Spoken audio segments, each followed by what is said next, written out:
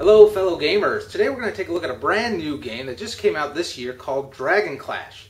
Now Dragon Clash is not to be confused with one of my favorite card games, Elemental Clash. It was designed by a different designer and is not related to it in any way.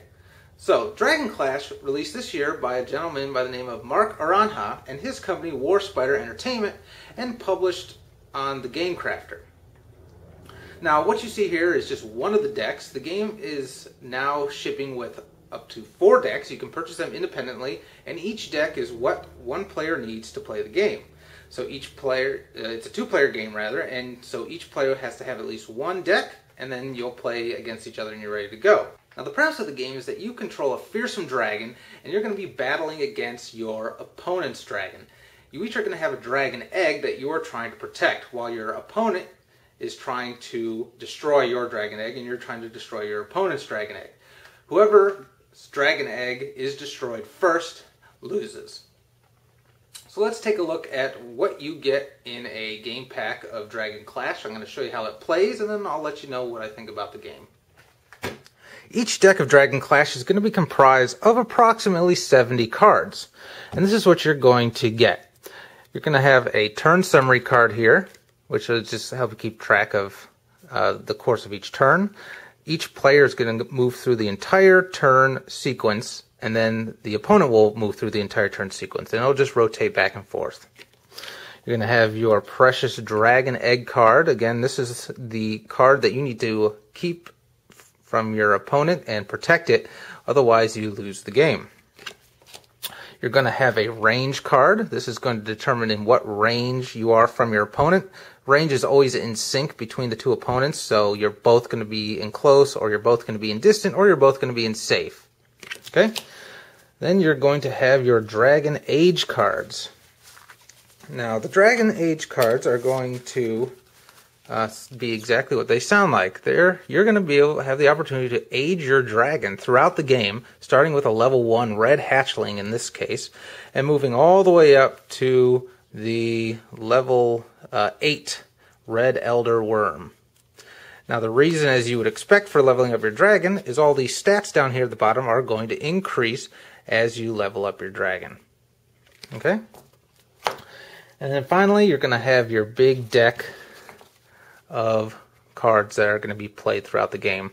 You have various types of cards such as this, which is an attack card that has various ranks. You'll be able to level up your attack cards, and I'll explain that later.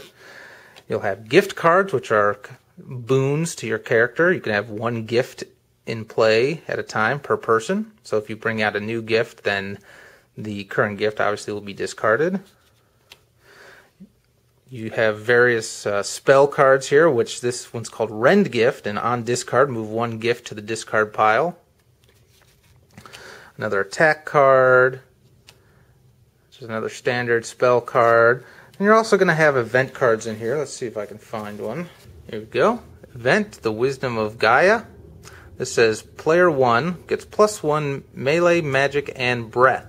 Now, event cards, you're allowed 1 in the game at a time, and in this case, it benefits the player that plays the card. So the opposing player is going to want to try to get an event out of their deck as quickly as possible, which will force this event card to get discarded. And there are events that affect both players, as well as ones that just affect one player in the case of this one. So it's interesting. And then we also have burst cards. A burst card allows you a free movement on the range card, and I'll explain the significance of these in a second. And you just have various other cards that do things such as Feast. Feast says on discard, remove opponent's horde from play. That's a critical card, and you'll see why in a minute. And then you're also going to have cards that say on counter, do something. So when you're attacked, these are cards that are used to counter attacks, and this one in case says on counter, draw an attack card. On a 1 or a 2, the attack misses, and you'll see what that means in a minute when I go over the attacks. But so you're going to get a whole host of different cards. The artwork is a little more on the graphic side, and actually I really like that. It's really nice, and they have several different artists working on these cards, so that's cool. So anyway, let's show you how you set up a deck. So this is what you're going to do. You're going to take your deck of cards here, and put it down in front of you. Okay? Let's say we'll put them right there. Alright, and then next to it is going to form a discard pile. You're going to take your range card, and what I usually do is just kind of set it right here. You're going to need to get yourself a token, a penny or whatever. I just grabbed this out of a game of mine. And everyone starts in the close range. So you're going to put that there. Take your Dragon Egg card and just kind of set it in front of you for now. Take your turn summary card as well. You can just set that off to the side. Take your Dragon Age cards. I usually just set them right about here. And there you go. You're about ready to play. You shuffle your deck. You draw 7 cards. Let's say I picked up 7 here. Okay, you add your Dragon Egg to your cards. So you're going to have a starting hand of about 8 cards, and you're ready to go. Alright, so here's just a quick setup. I've kind of squished everything together a little bit here so we can get it all in frame, but here's your 2 players. Each have your starting cards here. You're all set up with your level or age 1 dragon on top, ready to go. And you're going to start your turn, or start the game rather, like this. Each player is going to take one of their top card, and flip it over. Okay, and look at the attack value here. And that's what this number on the top left is used for. It really reminds me a lot of Combat Commander when you flip cards and use the die values on the cards. These are multi-use cards. The only time that this value is going to take any effect or matter at all is during the very first step of the game here when you're determining first player and when you resolve battles. Otherwise, you just ignore it. So in this case, my opponent, player 2, has a 4. I drew a 6, so I'm going to go first. Alright, so let's go through each of the turns. Summary here. The first thing you're going to do is regain essence. Essence is essentially what you use to cast spells and take damage, and is basically your deck of cards. So the first thing you're going to do is regain the number of essence equal to the spirit value of your current dragon. So I guess that would give us a good reason to go over all the symbols on your dragon card here. So starting with the left column is basically going to be your attack modifiers. That middle column is going to be your defensive modifiers. And on the right side are the miscellaneous. So starting with the left, you're going to have your melee attack modifier, magic attack modifiers, and breath attack modifiers. In the center, you're going to have your body, will, and resist defense modifiers. And then on the right-hand side, you have your spirit, your tactics value, and your ability value. Alright, so those will come into play throughout the game. So again, you're going to regain essence first. Take your spirit value, which in this case for my level 1 dragon is a 1. So you take 1 card off the top of your discard pile and you place it underneath your deck. Kind of like you're almost healing. When your spirit value increases and you can take more than 1, you can put them under the bottom of your deck in any order you choose. Next thing we're going to do is draw a card. Add it to our hand. Then we resolve our range. This is where we can choose to move. It costs 1 essence to move 1 space, or 2 essence to move 2 spaces. So let's say I want to move to distant. I will pay 1 essence, which means I discard 1 card from the top of my deck. And remember, distance always stays in sync, so it'll move on the opponent's card as well. Now, in reality, I don't really think you need 2 of these cards because you can run into a problem if one player forgets to move the other one, then they become out of sync, and then you forget which range you're actually in. So what I usually do is, when I move mine, I move my opponent's, and when my opponent moves, he moves his and then moves mine. Another idea is just to have 1 range card out there for both players to reference. But that's just a little thing to make sure you keep track of. Okay, now after we resolve the range, then burst cards can be played. Now a burst card allows you to move after the regular movement phase. And why it's different is that the burst card lets you move 1 range for free, and either player can do it. So it's going to start with the phasing player, and they're going to say if they want to play a burst card or not. In this case, I paid to move, maybe because I don't have a burst card, or maybe I want to save a burst card. So I'm going to say pass. Now my opponent can play a burst card. So let's say they play a burst card. They're going to discard it from their hand into their discard pile, and they're going to burst us back to close because he wants us to be in close range because maybe he has attacks that you need to be in close range for. And now I'm glad that I saved that burst card because I'm going to play my burst card, burst us back to distant, and then maybe he will pass, and then I will pass on burst cards, and now the whole movement phase is over. So you can see there is some definite strategy to the use of burst cards. I could choose to not pay to move and then go straight to just using burst cards to move. It all depends, but the main idea for them is to be able to move for free and to get yourself out of range of your opponent's attacks or getting into range to attack your opponent. Alright, so now after we've completed the move phase here, we're going to take up to 2 actions. The actions that we can take are play a card, hoard a card, or age your dragon. Those are really straightforward. I'm going to start with hoarding. So hoarding, you're going to take a card from your hand and you're going to place it into your hoard. And they say put it underneath your dragon card here. I just like to put it beneath the deck, the Dragon Age deck, like so. Okay. And then for my second action, let's say I want to age my dragon again. So I now have 2 cards down there, and that's the end of my turn. Now, the other action, or I'm sorry, that would be the end of my actions. Now, the other action is to age your dragon. The way you age your dragon is once you have 2 cards in your hoard, and you can only have maximum of 2 cards in your hoard, is you will then pick up those cards.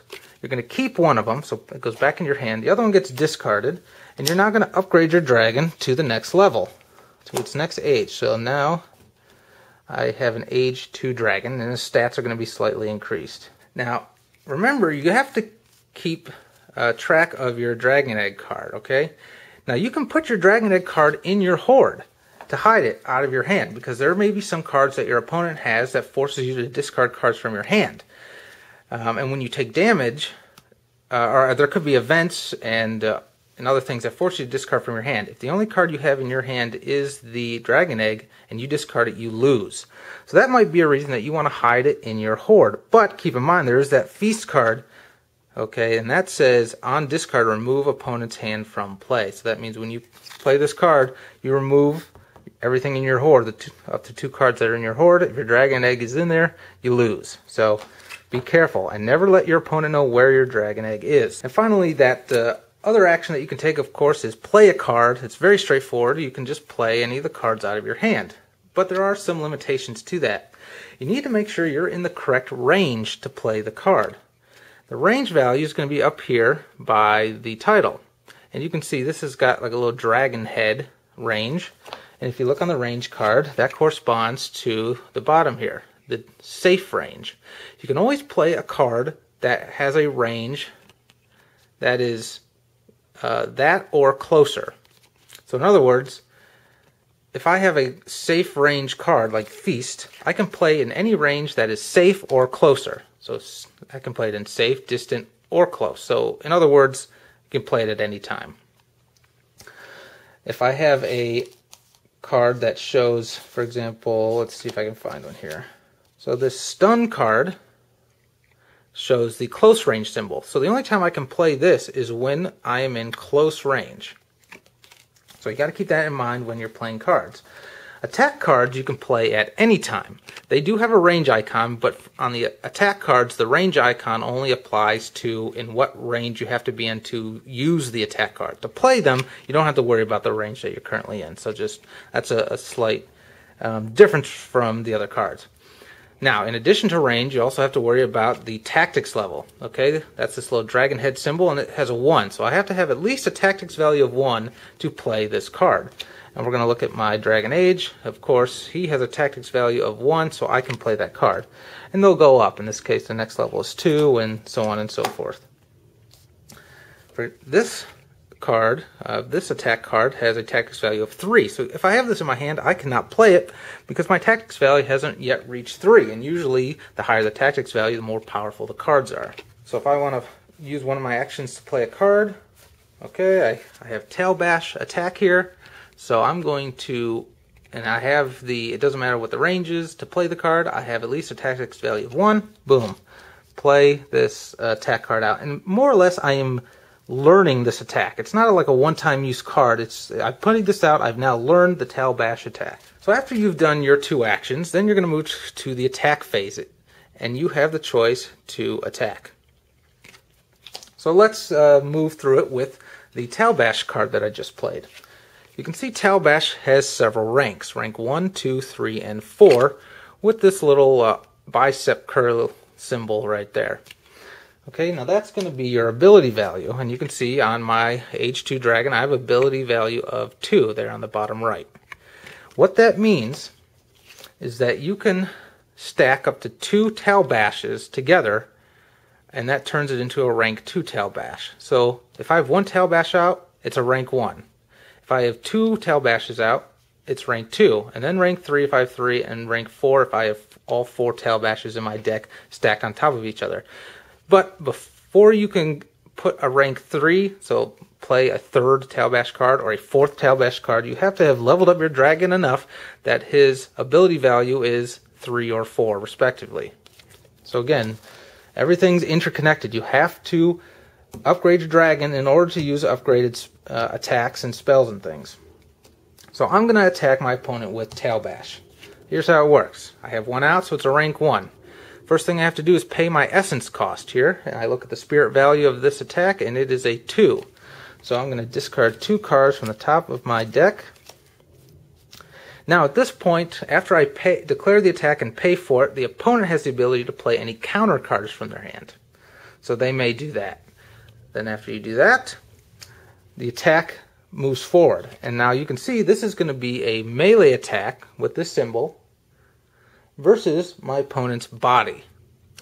So here's what happens. Each player flips a card over and looks at the battle value, the attack value on it. This is a 3. My opponent flips one over. Theirs is a 6. Now, I'm going to take that 3, and since this is a melee attack, add it to my melee value of 2. 3 plus 2 equals 5. So my total attack power is 5. My opponent has a 6. I already know that beats me, but let's continue the example. 6 adds it to their body value, because this is against their body. Let's look at the blue hatchling here. The body value is 1, so 6 plus 1 is 7. They have a total of 7. 7 versus mine is better, so the attack is going to miss. The card that you drew to determine the battle is going to go back underneath your deck. You don't lose that card. Okay, so I'll take that, put it back underneath, and that's the end of that. Now, if my attack would have succeeded against the opponent, you're going to look at the damage that it inflicts, which is the little blood drop here, 2. So they would have to discard 2 cards from their deck. Whenever a player runs out of cards in their deck, they have to discard from their hand. When they run out of cards in their hand, they have to discard from their hoard. So now you can see that's how you get at your opponent's Dragon Egg card. And there's several different ways to get to that point. You can keep whittling their deck down until they have nothing left and are just forced to be discarding it out of their hand or hoard. Or, one of the tactics that I like to use is to play cards that force them to discard cards from their hand. And they keep having to discard from their hand until they only have a couple cards left in their hand. You keep doing that, and then they're finally down to 1 card. And you know that's probably the Dragon Egg card, unless they put it into their hoard. And then you just play a Feast or another discard card from their hand, and you kill them like that. So there's a lot of different ways that you can go about doing that. So after you resolve your attack, you're going to resolve any effects that have to do with that attack. And then you're going to move to the end of turn phase, where there may be end of turn effects in play. You're going to make sure you discard to your maximum hand size, which is 7, and then check for victory. So see if the Dragon Egg card has been devoured or discarded. Then it's going to move to your opponent. He's going to do the same thing, regain his essence, draw a card, resolve his range, do up to 2 actions, attack, and then proceed to the end of turn, and it just goes back and forth, back and forth. Alright, so what do you think of Dragon Clash? You know, I think it's a really fun card game for 2 players.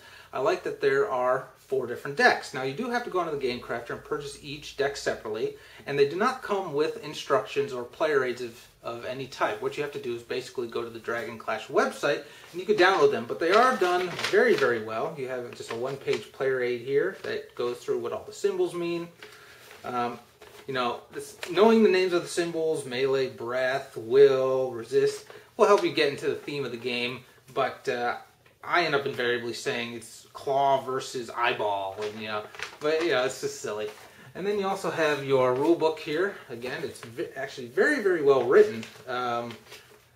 And it's going to be about, oh, I don't know, maybe 6 pages or so. Lots of examples and things. So, no problems learning and understanding the game. Let's start with maybe a couple of things that I didn't like so much about the game, and then we'll end obviously on a high note of what I did like about it and give you my final recommendation. So my biggest gripe about Dragon Clash is the length of the game. Now this is a relatively medium light card game, and I found that on several of the games that I've played, the game runs long, and we're talking, upwards of an hour, and it's just back and forth, back and forth, back and forth, bashing at each other, and then at each turn you're going to regain some essence, and on your higher level dragons you're going to be regaining 4 essence per turn, and you got to keep whittling them down until you can get their dragon egg out of them. And that isn't always the case. There are times where I mentioned before, there's other tactics and strategies that you can use to just go straight after your opponent's hand and get that dragon egg out of their hand quickly, or go after their horde and hopefully luck out and hope that they stash it in their horde and finish the game quickly. But many times it has come to just a brutal bash fest back and forth to see who can whittle the opponent's deck down first. And when you get to very few cards in your hand, or in your deck rather, and you're regaining essence, you end up regaining the same cards over and over again. And if they're not very good cards, it really sucks and you're out of luck. Especially if the cards that you have left, the attack values on them are not very good. Each turn you're going to be recovering those same ones over and over, and you're going to keep playing them when you try to attack, and they're going to be 1s, 2s, and 3s if they were crappy to begin with. So now that isn't a huge detriment to the game. That doesn't ruin the game or break the game at all. It's just something to keep in mind. On some of the games that I've played, you do run in that situation. But again, this is a quick card game in the sense it's easy to pick up and it's easy to play. It's not terribly mind-numbing, so after you play one game, you're ready to play another, and then maybe another after that. So I like to play these types of games, card games, like best 2 out of 3. The other thing that's just a minor gripe is there are a lot of symbols on the cards. And there's a lot of symbol matching. Now, it's very simple because you just match symbols, but there are 9 of them or so, and you just got to make sure you're keeping track of everything correctly.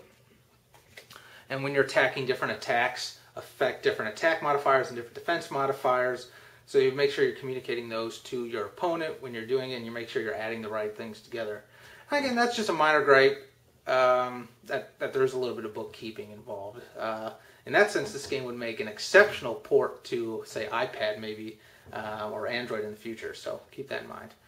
So those are really my only gripes about the game. Now, what I really liked about it is that the artwork is very cool, the theme is really nice, and the artwork really helps bring in that dragon theme to the game.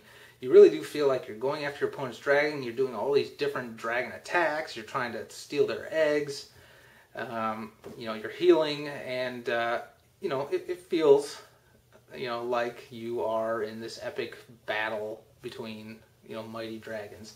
And I really like the fact that you voluntarily can age your dragon. You can choose not to age them and focus on other things, but it is eventually going to hinder you. So you need to make sure that you're balancing the cards that you're playing onto the table versus the cards you're playing into your horde in order to age your dragon. So I really like that aspect of the game. I also like the fact that you can level up your various attack cards. And so you can focus on some stronger attacks, or you can focus on getting multiple different attacks out there to keep your options open. Now, an interesting thing about the attack cards is a lot of times on the stronger ones, the level 1s are not all that great. You're going to end up spending maybe 3 essence to possibly do 2 damage to your opponent. So discard 3 of your cards to possibly force them to discard 2 of their cards. So got to be careful about that, because yeah, you want them to discard cards, but if you're discarding more, it's a net loss to you. So you're going to want to always be focusing on leveling up those attacks if possible. So anyway, so overall I felt Dragon Clash was a really fun game, The price is right on it. There's 4 different packs that you can pick up from the Game Crafter. If you liked what you saw here and you're looking for a medium light card game that's easy to pick up, it's easy to play with your family, I would almost call it a great filler or warm-up type game, then I think Dragon Clash is a great choice for you. Again, don't take I always like to present both sides of the story. The negatives on this are minor in comparison to the amount of fun that I have playing this game. Actually, just got back from a game day yesterday where I brought out to some new players as well, and they really enjoyed it. So it's definitely a really fun game, and I suggest you pick up a copy of Dragon Clash from the Game Crafter. So thanks for watching.